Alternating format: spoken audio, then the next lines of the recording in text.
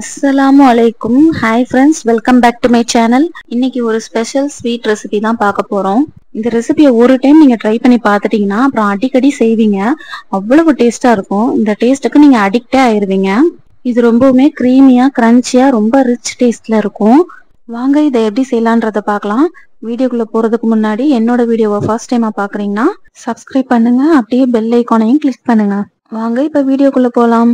First இந்த recipe செய்யறதுக்கு நான் 200 கிராம் அளவுக்கு சேமியா எடுத்திருக்கேன். நம்ம உப்புமா சேமியா பிரியாணி எல்லாம் பண்ணுவோம்ல, அந்த மாதிரி சேமியா எடுக்கக்கூடாது. ரொம்ப மெலிசான சேமியாவா பார்த்து எடுத்துக்கோங்க. இந்த சேமியா ரொம்ப நீளமா இருக்கும், அதனால நம்ம நல்லா க்ரஷ் பண்ணி எடுத்துக்கலாம். அடுத்ததா நான் 7 பாதாம் 7 முந்திரி எடுத்து பவுடர் பண்ணி எடுத்துக்கிறேன். இப்போ இதோட ஒரு 1/4 கப் அளவுக்கு சுகர் சேர்த்து இதையும் நல்லா பவுடர் பண்ணிக்கலாம். அடுத்ததா ஒரு கடாயை நல்லா சூடுபடுத்திட்டு அதுல 3 டேபிள் ஸ்பூன் அளவுக்கு நெய் சேர்த்துக்கலாம். இப்ப மீடியம் டு லோ ஃப்ளேம்ல வச்சு நம்ம க்ரஷ் பண்ணி வச்சிருக்க சேமியாவை போட்டு நல்லா வறுத்துக்கலாம். சேமியாவை கருக விட்டுறாம கோல்டன் ப்ரௌன் கலர் வர்ற அளவுக்கு நல்லா வறுத்து எடுத்துக்கலாம். நான் ஆல்ரெடி ரோஸ்டட் சேமியா தான் எடுத்திருக்கேன்.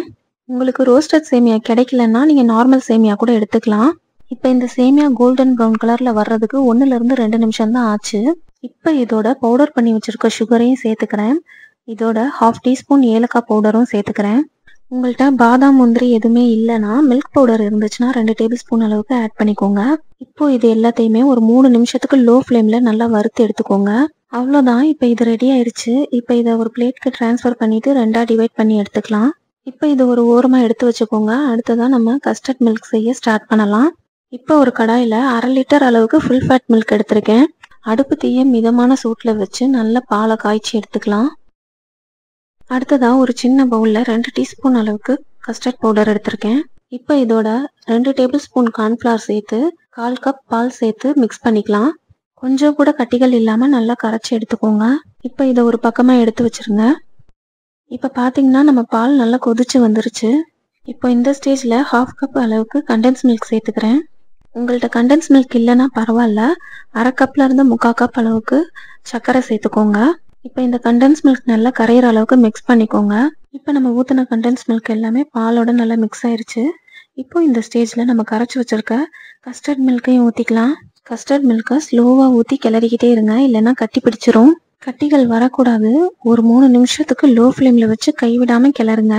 இப்போ நம்மளோட கஸ்டர்ட் மில்க் நல்லா திக்காய் வந்துருச்சு. இப்போ இந்த ஸ்டேஜில் 1/2 டீஸ்பூன் ஏலக்காய் தூள் போட்டு நல்லா மிக்ஸ் பண்ணி இறக்கிடுங்க.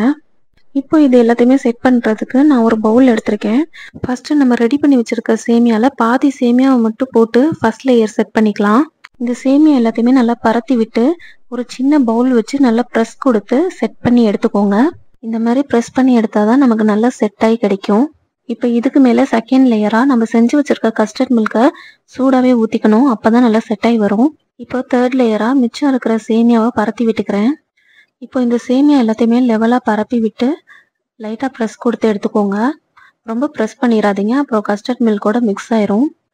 இப்போ இதுக்கு மேலே பாதாம் பிஸ்தா எல்லாத்தையுமே கட் பண்ணி சேர்த்துக்கிறேன். உங்கள்கிட்ட எந்த நட்ஸ் இருக்கோ நீங்கள் சேர்த்துக்கலாம். இது கம்ப்ளீட்டாக ஆப்ஷனல் தான், நட்ஸ் இல்லைன்னா ஸ்கிப் பண்ணிக்கோங்க. இப்போ ஒரு 2 மணி நேரம் ஃப்ரிட்ஜில் வச்சு இதை செட் பண்ணி எடுத்துக்கலாம். ஒரு 2லேருந்து 3 மணி நேரம் ஃப்ரிட்ஜில் வச்சு எடுக்கிறதுனால கஸ்டர்ட் மிக்ஸ் சேமியா எல்லாமே பைண்ட் ஆகி கிடைக்கும். அதோட சில்லுன்னு சர்வ் பண்ணும்போது செம்ம க்ரீமியா ரிச்சா நல்ல சில்லுன்னு இருக்கும். கண்டிப்பாக ட்ரை பண்ணி பாருங்க. இந்த வீடியோ உங்களுக்கு பிடிச்சிருந்தா லைக் பண்ணுங்க, கமெண்ட் பண்ணுங்க, ஷேர் பண்ணுங்க அண்ட் சப்ஸ்கிரைப் பண்ணுங்க. மறக்காம பக்கத்தில் இருக்க பெல் பட்டனை கிளிக் பண்ணுங்க. தேங்க்ஸ் ஃபார் வாட்சிங்.